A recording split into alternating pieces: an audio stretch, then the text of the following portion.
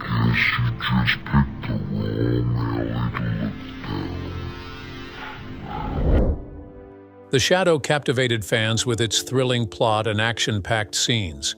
However, there's more behind the scenes. Join us today as we unveil 20 facts about the movie that you might not know. Number 20. Production challenges.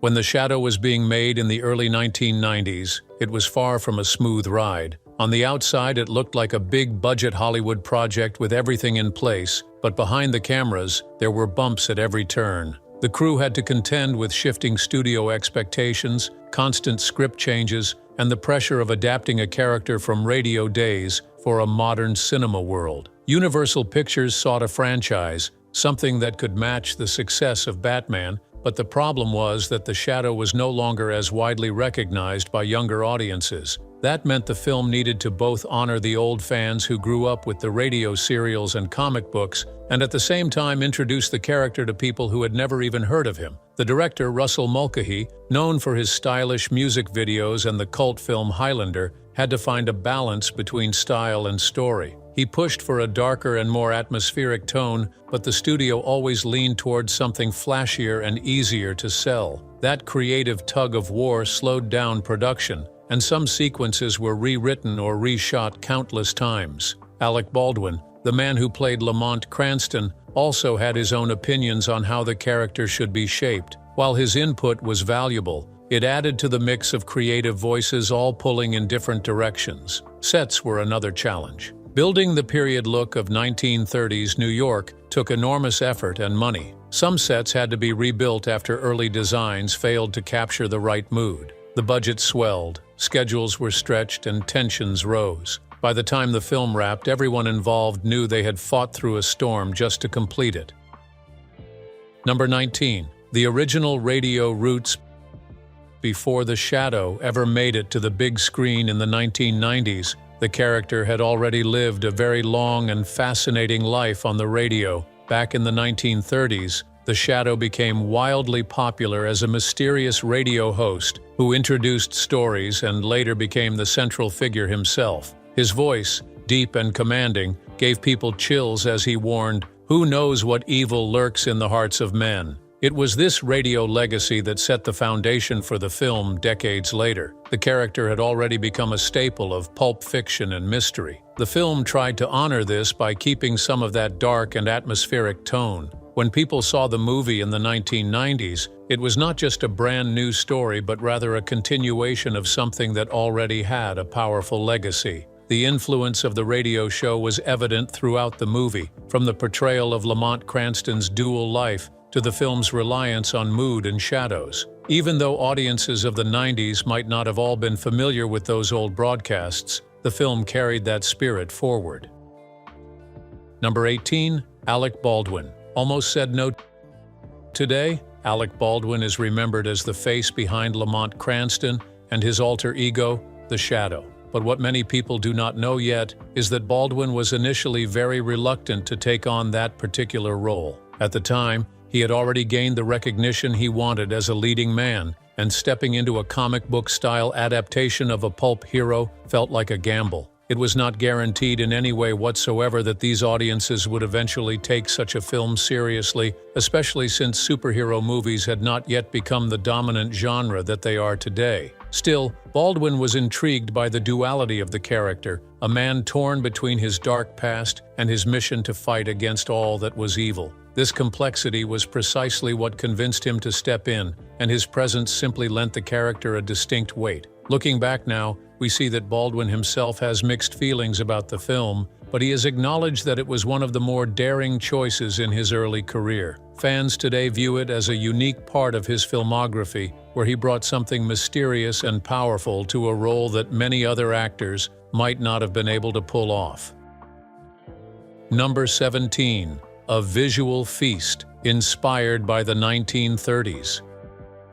One of the most striking aspects of The Shadow is its visual style. The filmmakers purposely drew inspiration from the 1930s, which was not only the period of the original radio show, but was also an era filled with striking fashion, architecture, and design. From the Art Deco skyscrapers to the vintage cars and even the way people dressed, the film tried to transport viewers back to that golden age. This was set dressing, and also an entire mood that gave the movie its charm. The use of shadows and lighting techniques made the world feel larger than life, as though it was pulled from the pulp magazines where the shadow had once ruled. The blend of noir atmosphere and comic book adventure created something that felt both old and new. When watching the film today, you can even still see how carefully it was crafted to celebrate that era. Even if the film did not break box office records, it remains a time capsule of cinematic style, showing how the creators wanted to bridge the 30s legacy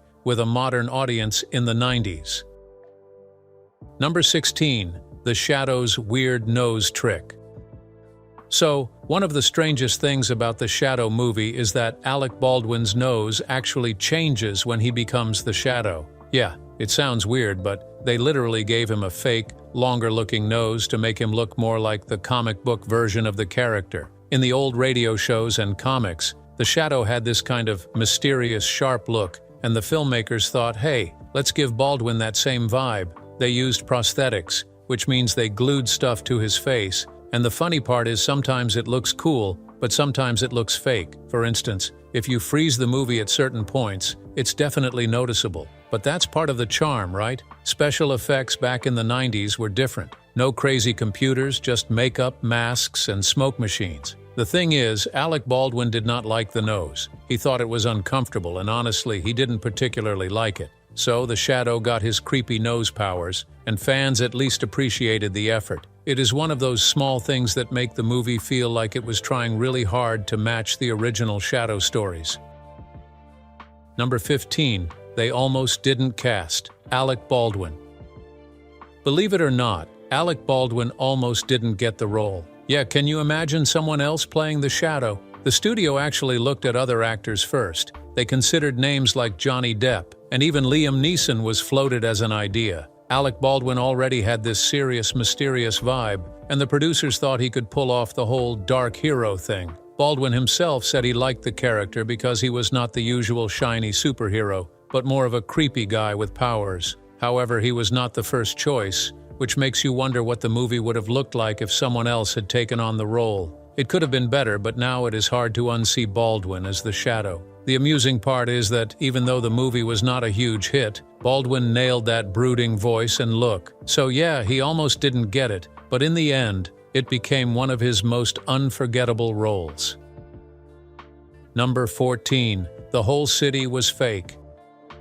When you watch The Shadow, the city looks all dark and smoky, like a mix between New York and Gotham. However, the fact is that much of that was not even real. They built very large sets on sound stages, which are essentially giant warehouses where numerous fake streets and buildings can be created. They even used some funny miniatures, which are small models that appear large when filmed from the exact right angle. That is why the city has a strange, dreamy, almost cartoony look. It was not intended to look entirely realistic. Instead, it was meant to resemble an old comic strip or a pulp magazine, and it works. You are in a very weird dream world where everything is slightly off, and you cannot really fathom what exactly is going on. The lights, the fog, and the neon signs all appear fake, yet in a cool and manageable way. Nowadays, they would probably just do it all with their computers, but back then they had to build it. So yeah, the movie feels like you are walking through a giant toy city, and that is what makes it stand out even now.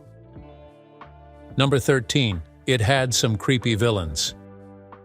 So the bad guy in The Shadow is Shiwan Khan, who is supposed to be the last living descendant of Genghis Khan. Sounds wild, right? In the movie, he is played by John Lone, who does an impressive job of being both scary and calm at the same time. He has this psychic power thing where he can control minds, just like the Shadow, and that makes him a perfect rival. However, the creepy part is that in some of the cutscenes, and even in the original script, the villains were intended to be much darker, with more sinister events unfolding in secret underground lairs. But the studio thought it was too much, so they toned it down. Still, the main villain has enough creepy energy to make you uneasy, like you never know what he is about to do next. Plus, he has these weird henchmen that look like they stepped out of a nightmare. It is definitely not your average superhero villain. Number 12. The Shadow inspired other movies. Even though The Shadow did not blow up the box office, it actually inspired other filmmakers later on. People like Christopher Nolan, who directed Batman Begins and The Dark Knight, have said that movies like The Shadow helped shape their perspective on darker, moodier superheroes. If you watch The Shadow and then watch Batman Begins, you can totally see the connection. The whole rich guy with a secret identity using fear and shadows thing is very similar. The movie may not have been a huge hit, but it paved the way for more serious superhero films later. Plus, The Shadow as a character came way before Batman, so technically, Batman owes a lot to him anyway. The Shadow was like the first dark vigilante, and without him, who knows if we would even have superheroes like we do now. The Shadow stumbled a little at the time, but it ended up being important in the long run. Number 11. The Shadow almost had a totally different ending.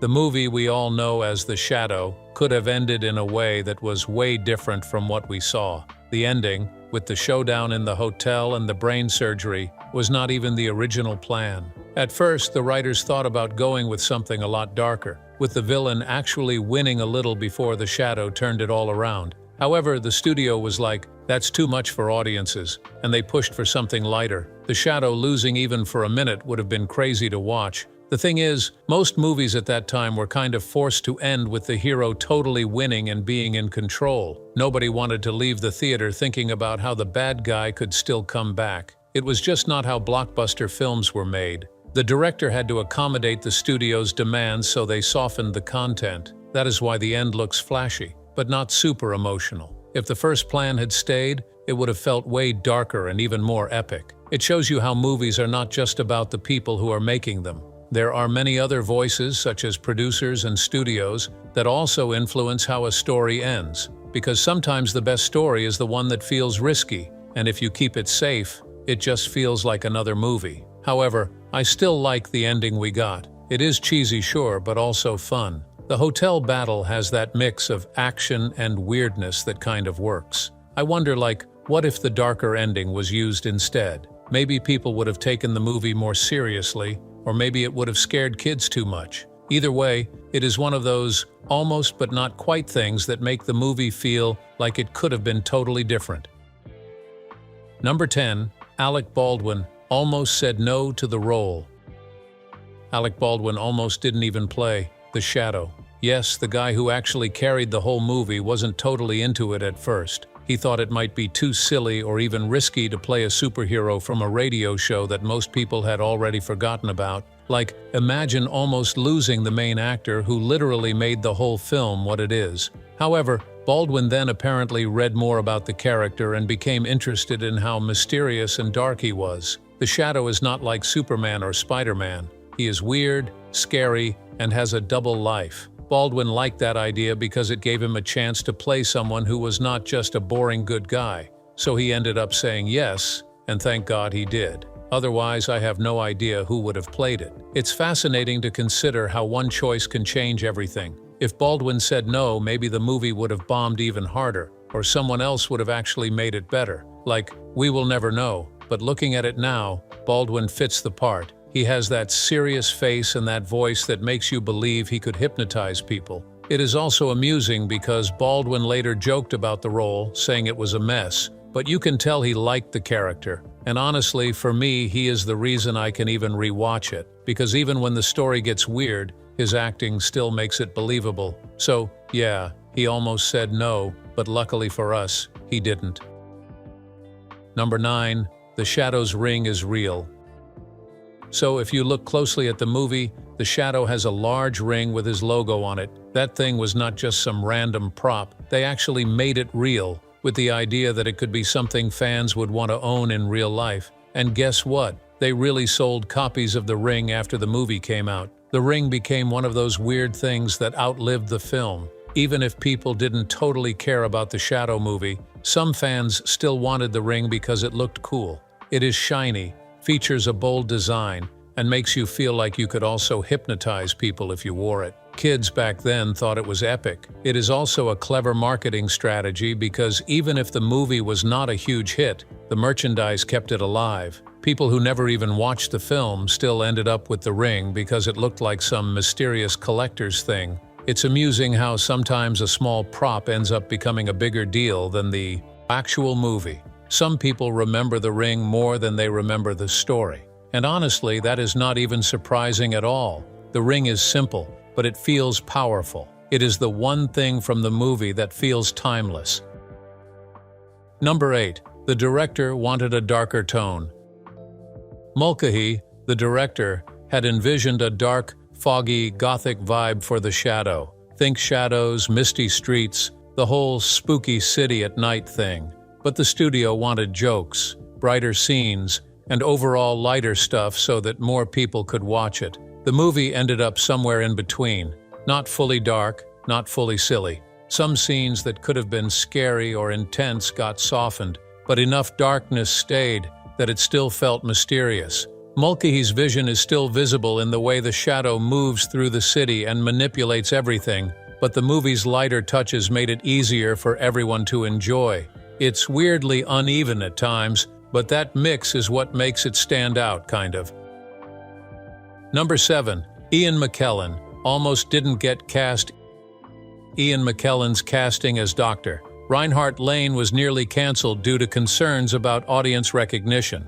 At the time, McKellen was talented but not yet widely known in Hollywood. Producers debated whether viewers would respond to his performance positively or dismiss the character altogether. The actor brought gravitas and credibility to the role, enhancing the film's dramatic weight. His portrayal added emotional depth, balancing the film's more fantastical or whimsical elements. Without McKellen, some scenes might have felt lighter or less convincing, particularly those that required subtle tension and nuance. McKellen's involvement highlighted the importance of casting secondary roles carefully. Even small characters can influence tone, pacing, and audience engagement, as Lane's scientific authority and mentorship guided key plot developments. The decision to retain McKellen strengthened the film overall, adding an extra layer of professionalism. His contribution remains one of the highlights, appreciated by fans who notice the depth he brings to a story often remembered for its visual spectacle. Number 6. The museum scene almost got cut. The museum sequence, with its mirrors and illusions, was nearly removed during the editing process. Studio executives questioned its necessity, citing concerns about cost and pacing. The scene demonstrated the shadow's abilities creatively and added suspense, but could have been cut to save time. Director Mulcahy fought to preserve the sequence, understanding its importance for storytelling and visual flair. Its presence reinforced the shadow's intelligence, skill, and strategic use of the environment to outwit opponents. Removing it would have diminished one of the film's most memorable set pieces. The final version benefited from the decision to keep the museum scene intact. Audiences responded positively to its combination of action, mystery, and atmosphere. The sequence became a touchstone for fans, often cited as one of the most imaginative moments in the movie. Ultimately, the museum scene illustrates how editing decisions can significantly impact a film. A single sequence can elevate a movie, providing visual intrigue, narrative clarity, and a showcase for the protagonist's abilities, proving that small choices in production often have lasting effects. Number 5. Some stunts were really dangerous. A lot of the stunts in The Shadow looked way more dangerous than they were, but some actually were risky. There were scenes where Baldwin had to swing from ropes, jump off ledges, or act in proximity to explosions. One stunt that almost went wrong was in the hotel sequence. Baldwin had to make this really precise jump while swinging, and the timing had to be perfect. A minor misstep could have led to a serious accident. They did multiple takes and had safety mats, but still, it sounds scary when you hear about it. The fight scenes were also intense. Choreography was planned down to the second, but Baldwin and the stunt team still had to really trust each other. There were wires, harnesses, and other tricks, but acting as if it's all spontaneous and dangerous takes skill. Some fans thought the action looked cheesy at times, but it was because the actors had to make it look natural while still staying safe. It is kind of amazing when you think about how much effort went into making it look effortless. Those risky stunts added tension and excitement that CGI could never replace back then. Watching the scenes now, you can see the dedication, Even if some of it is unnecessarily exaggerated, the skill and risk that is behind it gives the movie one kind of energy that you do not always get from just anywhere. Number 4. The Shadow's voice was carefully planned. The way that the Shadow talks in the movie is not just a random way. Baldwin collaborated with the director to develop a distinctive voice. They wanted it to be smooth and authoritative too, something that would force people to pay attention whenever he spoke. Originally, the voice was supposed to be deeper and more monotone, but it sounded very boring in the early tests. They experimented with all that they could until it finally began to sound natural, but it was still otherworldly. Baldwin even practiced lines alone in hotel rooms to get it right. The voice also helps set the tone of the movie. It is one of those small things that is easy to overlook but really shapes the character. Even fans who critique the movie admit the voice works. It is subtle, not over the top, but it lingers in your mind. Making the right choice there was crucial, because if the voice was wrong, the character might have seemed silly instead of legendary. Number 3. The Shadow's car was a star. People tried different car designs before settling on the final one that could actually handle stunts and look cool on screen. Baldwin even said driving it made him feel like the character for real. The car also had a few hidden gadgets, such as secret compartments and devices that the Shadow could utilize. It was meant to evoke a sense of something out of a spy movie, and in many ways it did just that in some scenes. Fans still talk about it because it looked amazing for the time. Even simple things, such as the car's color and headlights, were debated for weeks. Every detail mattered because it had to feel both dangerous and stylish, yet practical, all at once. It was one of those things that made the world of the Shadow feel alive. Number 2. The movie had weird editing choices. Some scenes in The Shadow are somewhat unusual if you watch closely, and this is largely due to certain parts being cut out or rearranged during the movie's production. The story was originally intended to be darker and more serious in the early drafts, but the studio wanted it to be lighter and more accessible for a wider audience. Some scenes jump around a bit, or the pacing feels off, or something happens, and then it stops abruptly, but that gives the movie a little bit of charm, too. It makes it feel messy, but in a way, it is the mess that keeps people talking about it, thinking about what it might have been. There were moments that could have been really tense, really scary, the kind of things that would make your stomach drop or your heart race, and they got shortened or cut completely. That left a few gaps where you might think, what just happened? Or why did this happen now? And some people feel that makes the movie lose a little of its punch, but on the other hand, it made it easier to sit through, especially for a general audience that was not expecting something too heavy. It is amusing how cutting certain elements can actually make the movie feel smoother for some people, but for others it feels like a missing piece, like a puzzle that was never completed. The villain was definitely one of the things that got changed the most. In the early drafts, he was scarier, more dangerous, probably the kind of guy who could make the hero sweat and really feel like the stakes were high. But a lot of that threatening stuff got toned down, so the character comes across as less scary, less intense, and that makes the movie lighter overall, easier to digest, more approachable for anyone just there to watch a fun action movie. But it is kind of funny too, because you can imagine what could have happened if nothing had been cut. The villain might have felt truly unstoppable, the suspense might have been real, and the tension could have been much higher. Sometimes a scene starts one way and then suddenly switches to something else, and it is obvious that something got moved around or removed. You can tell the editors were trying to keep things moving and make it fit into the version the studio wanted. It is a little awkward in spots, but it also makes you think about what was originally planned. You start imagining the original ideas, the story that could have been, the darker, more intense scenes that we never got to see. It is like being given a sketch instead of a finished painting, and trying to fill in the details in your head. The balance between story and fun is really noticeable. You can see that the movie had to be trimmed and shaped in a way that made it more entertaining for a wider audience, but in doing so, some of its edge and grit got lost. You get the feeling that the filmmakers were walking a tightrope, trying to keep the plot coherent while also maintaining a light enough tone to avoid scaring off casual viewers. It is amazing to think about how much thought went into striking that balance, how much effort it takes to make something feel fun and exciting, while also hinting at a darker, more thrilling story. Even though it is imperfect, that messiness lends the movie a unique personality. You notice the little jumps, the gaps, the places where a scene ends too soon or a moment is cut short, but it makes the film feel alive in a weird way. It feels like you are watching something that almost happened differently, that had a more serious or scarier version lurking behind it. Fans can debate endlessly about what was changed, what was cut, and what could have been, and that keeps the movie alive in people's imaginations. Number 1. Fans still talk about what could have been.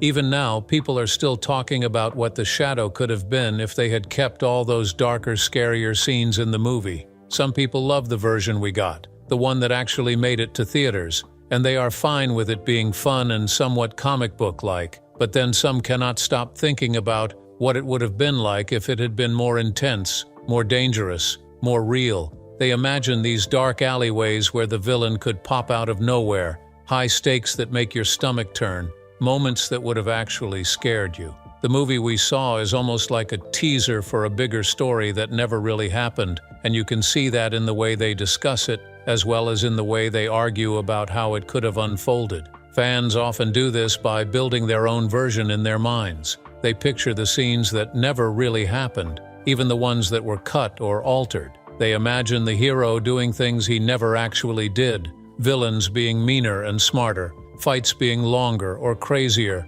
It's because it allows people to take part in the story, even if they are not making the movie. Then it shows how much the filmmakers actually thought about the story in the very first place, and even how much planning went into those early drafts. Even if we never got to see it, you can even literally feel the effort that went into making this world. And that is exciting too, knowing that there was so much more behind the scenes, ideas that almost made it but didn't. What is remarkable is how these discussions never truly cease. People share sketches, fan theories, or simply discuss what they think would have been better. Some of them imagine endings where the villain actually gets the upper hand, where the hero really struggles, where things feel dangerous instead of safe. And even though the final movie is lighter and more playful, those lost scenes live in the imagination of the fans. Sometimes they even feel more real than the scenes we actually got to see. And the funny thing is, people argue about it politely sometimes, but also passionately, because it matters to them.